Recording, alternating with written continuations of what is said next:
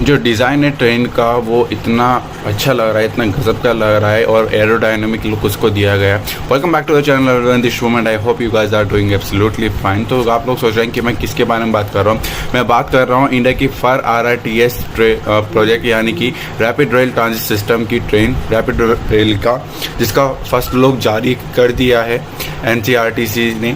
और क्या गजब का लुक दिया है इस प्रोजेक्ट को। इसको डिज़ाइन किया है बोम्बार्डियर ट्रांसपोर्टेशन इन इंडिया, जो कि और इस ट्रेन की जो पहली स्पीड है वो 180 किलोमीटर पर आवर है, बट इसको जो परमिसिबल स्पीड मिलेगी वो 160 किलोमीटर पर आवर की स्पीड मिलेगी। आप लोग जानते होंगे कि दिल्ली से मेरठ के बीच में लगभग 82 किलोमीटर की दूरी को अभी जो पार करने में बाय रोड और बाय रोड जाने में करीब 2 से ढाई घंटे का टाइम लगता है, और बाय ट्रेन अगर आप जाएंगे तो 1 घंटे 30 मिनट तक का टाइम लगता है। अगर आप शताब्दी एक्सप्रेस से भी ट्रैवल करते हैं तो अराउंड 1 घंटा 20 मिनट के लगभग आपको टाइम लग ही जाता है मेरठ तक जाने में। बट इस ट्रेन से आपको जाने में जो टाइम लगेगा वो अराउंड 42 से 50 मिनट के बीच में होगा, यानी कि ट्रेन और बाय रोड से भी आपको बहुत कम टाइम लगेगा इस ट्रेन से जाने में दिल्ली से मेरठ के बीच में।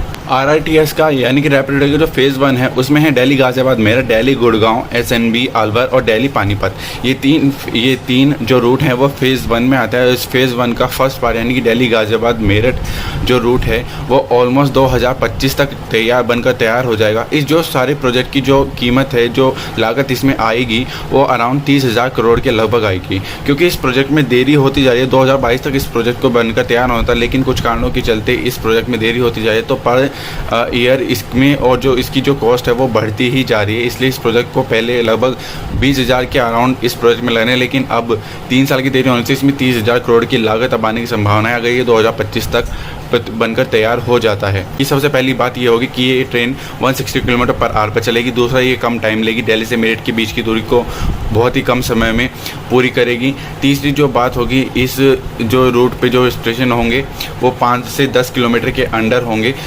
ट्रेन पिलर्स पे या फिर अंडरग्राउंड पे चलेगी। जो इसका काम है वो बहुत ही ज़्यादा तेज़ी से चल रहा है। ये ट्रेन कुछ मेट्रो की तरह देखते हैं, लेकिन जो मेट्रो में होता है वो लोकलाइज एरिया होता है, बट ये जो ट्रेन होगी वो लोकलाइज की अलावा और दिल्ली टू मेरठ के बीच में चलेगी, यानी कि कुछ सेट ट्रेन जो मेरठ शहर है पूरा उसके अंदर ही चलाए जाएंगे और कुछ सेट होंगे जो कि दिल्ली से मेरठ के बीच में चलाए जाएंगे। तो ट्रेन को स्टेनलेस स्टील की बॉडी से तैयार किया गया है ताकि ट्रेन ज़्यादा स्पीड पर चल सके और जो एक्सेलरेशन स्पीड है उसको कम समय में गेन करे और डी एक्सेलरेशन को भी कम समय में गेन करे।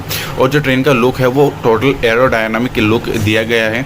आप इसे कह सकते हैं कि थोड़ा सा वंदे भारत टाइप सा लुक है, बट वंदे भारत से मुझे इसका जो लुक है वो बहुत ज़्यादा अच्छा लगा है अगर कंपैरेटिवली बात करें वंदे भारत के तुलना में।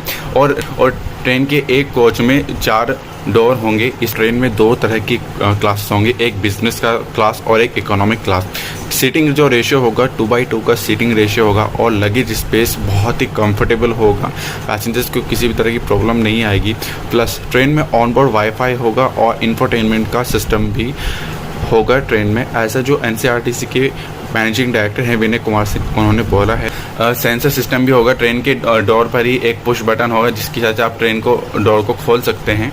सबसे जो खास बात है कि ट्रेन में 80% जो यूज़ किए गए हैं इक्विपमेंट्स, वो 80% इक्विपमेंट्स इंडिया के ही यूज़ किए गए हैं। इंडिया की टेक्निक से इसको बनाया गया है और वोकल फॉर लोकल की जो लाइन है, जो एक कमिटमेंट है, उसकी तर्ज पर इस पूरे सेट को डिज़ाइन किया गया है। ट्रेन के जो 10 जो सेट खरीदेगी वो 3 कोच वाले जो कि मेरठ के लोकल एरिया में चलेंगे उसके लिए, और बाकी जो 30 सेट जो खरीदे जाएंगे, जो बनाए जाएंगे, वो होंगे 6 कोच वाले जो कि दिल्ली से मेरठ के बीच में यानी कि RRTS की तर्ज पर चलेंगे। इस ट्रेन का जो लुक है, जो दिल्ली के लोटस टेम्पल है उससे इंस्पायर्ड होकर इस ट्रेन के लुक को बनाया गया है। जो कि और कहना ये है NCRTC वालों का कि इसमें जो कंफर्टनेस है वो बहुत ही ज़्यादा होगी। पैसेंजर्स काफ़ी मात्रा में काफ़ी अच्छे से इस ट्रेन में सफ़र कर सकेंगे। बट एक प्रॉब्लम यहाँ पे है कि अगर ट्रेन में सिर्फ 6 कोच होंगे और करीब 900 पैसेंजर्स में ट्रैवल कर सकेंगे तो ट्रेन का किराया भी बहुत ज़्यादा होगा। एज एन आप देख सकते हैं कि गतिमान एक्सप्रेस का जो किराया है, जो फेयर है, वो बहुत ज़्यादा है। 160 किलोमीटर हाई स्पीड ट्रेन है, तो ये भी हाई स्पीड ट्रेन होगी और इसका फेयर जो है इसका अभी कुछ फाइनल नहीं हुआ है।